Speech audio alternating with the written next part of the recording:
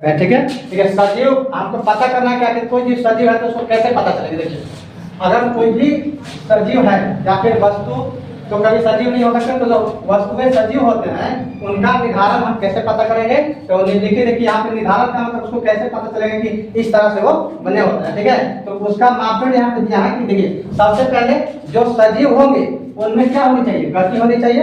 गति किसको कहते हैं, मतलब कि एक स्थान से दूसरे स्थान तक क्या हो सकता है, जा सकता है। सबसे पहले सजीव के अंदर क्या होना चाहिए, गति, मोशन होना चाहिए।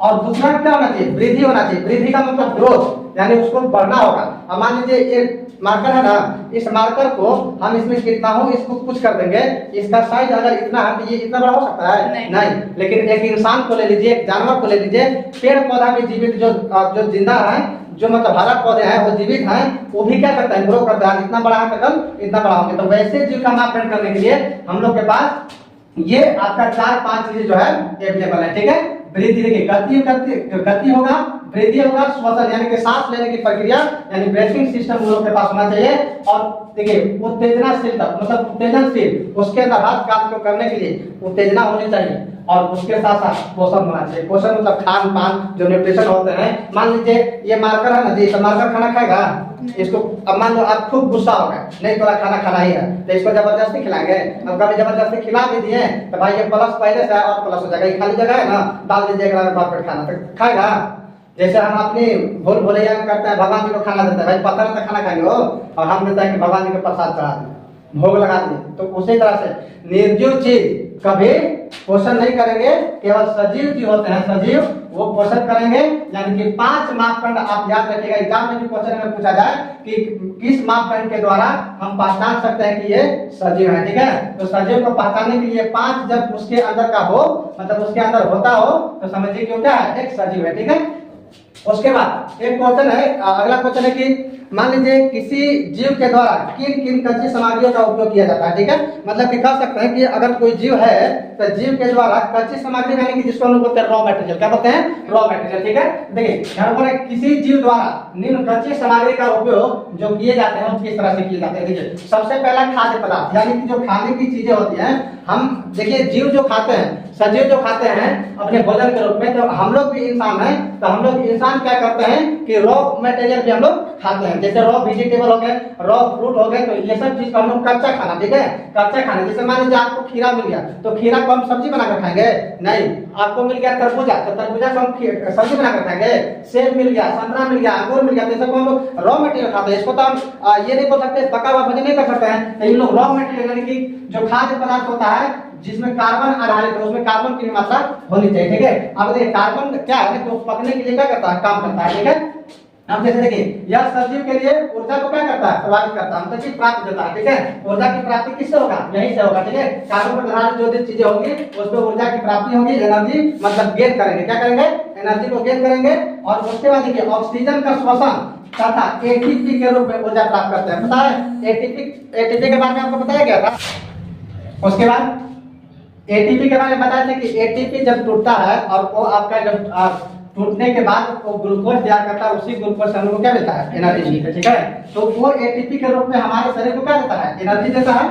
अब अगला है थर्ड नंबर की जल भोजन के पाचन तथा शरीर के अंदर अन्य कार्य के लिए व्यवस्था होती है। ठीक है, जैसे मान लीजिए आपको एनर्जी चाहिए, तो भाई एनर्जी चाहिए तो खाना जब खाएंगे तब ना एनर्जी मिलेगा। अब हम खाना खा ही नहीं रहे हैं, काम पर काम किए जा रहे हैं। आपको बताया चलिए पहले की क्लास में कि मान लीजिए आप दिन भर का भूखा स्कूल से घर गए और घर में जैसे ही गए वैसे आपको मम्मी बोल दे कि मम्मी मेरा बर्तन धो दो, तो आपकी एड़ी वाला गुस्सा कहाँ आ जाएगा, कपार में सीधा आ जाएगा। और जब एड़ी का गुस्सा कपार में आएगा तो आप जानते हैं एक ही आवाज निकलेगा खाली कि खाना उना पहले खाने से होकर बाद में कुछ काम करेंगे, इतना जोर से भूख लगा है। तो ये कंडीशन वहां पे लागू होगा कि जब हम जल भोजन के पाचन यानी कि भोजन जो करेंगे और जल जो हम लोग ग्रहण करते हैं तो उसका पाचन क्रिया यानी डाइजेस्टिव सिस्टम यानी कि डाइजेशन होने के लिए शरीर के अंदर बहुत सारे कार्य किए जाते हैं, काम किए जाते हैं। ठीक है, और लास्ट में है कार्बन डाइऑक्साइड यानी कि CO2 जो होते हैं पौधों में प्रकाश संश्लेषण की एक आवश्यक घटक होती है। जैसे देखिए आपको बताया था कि जितने भी ग्रीन प्लांट यानी कि all green plant are autotroph बता दें कि स्वपोषी जो अपना भोजन क्या करते हैं खुद से बनाते हैं, तो खुद से बनाते हैं। तो आपको बताया था कि एयर के माध्यम से यानी कि हवाओं में उन लोग कौन सा गैस लेते हैं,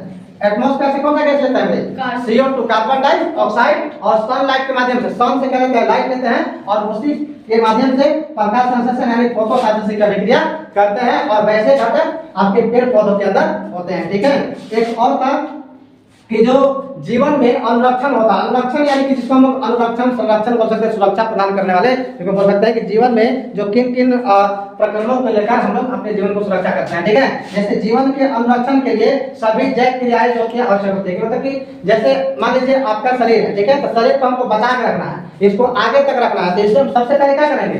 पोषण करेंगे, श्वसन करेंगे, परिवहन करेंगे और उत्सर्जन करेंगे, वृद्धि करेंगे। जैसे मान लीजिए मैं खाना नहीं खा रही हूँ, ठीक है, तो आपका शरीर ग्रो करेगा, वृद्धि होगा? नहीं होगा।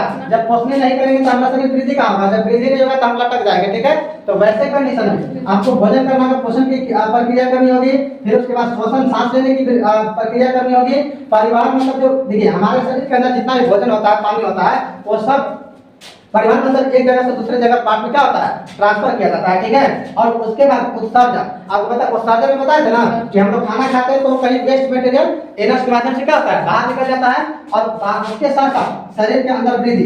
देखिए अगर मान लीजिए आप भोजन कर रहे हैं, ठीक है, तो भोजन जब करेंगे तो भोजन के साथ आपका हर एक चीज होना चाहिए। अब जैसे मान लीजिए पंखा, तो पंखा को हम करंट दे दिए, पंखा हवा नहीं दे रही है, तो पंखा जब हवा नहीं देगी तो वैसे कंडीशन में हम पंखा को करंट क्यों देंगे? हम कबाड़ के फेंक नहीं देंगे पंखा को, तो वैसे कंडीशन में हम काहे ना खाना खाएंगे? बताइए ना, हमको खाना क्यों खाना है जब हमको ये सब क्रिया करके नहीं करेंगे? मान लीजिए आप खाना खाएं, आप सांस नहीं ले पा रहे हैं, परिवहन नहीं कर पा रहे हैं, आप उत्सर्जन नहीं कर पा रहे हैं, तो वही वाला बताया था ना कि मान लीजिए उत्सर्जन नहीं करेंगे, यूरिन बाहर नहीं करिएगा, नहीं हो पाता है, तो देखेंगे कि डॉक्टर मार देगा हलास वाली पेट में सोई और पाइप निकाल के सका किलो टांग के चलो आराम से। ठीक है ना, बता देंगे नहीं बताते? तो वैसे कंडीशन में ये सब मतलब कि हमारे शरीर को सुरक्षा रखने के लिए ये सब चीजें पोषण, श्वसन, परिवहन और वृद्धि आवश्यक होती है। समझ में आ गया? कोई दिक्कत नहीं है?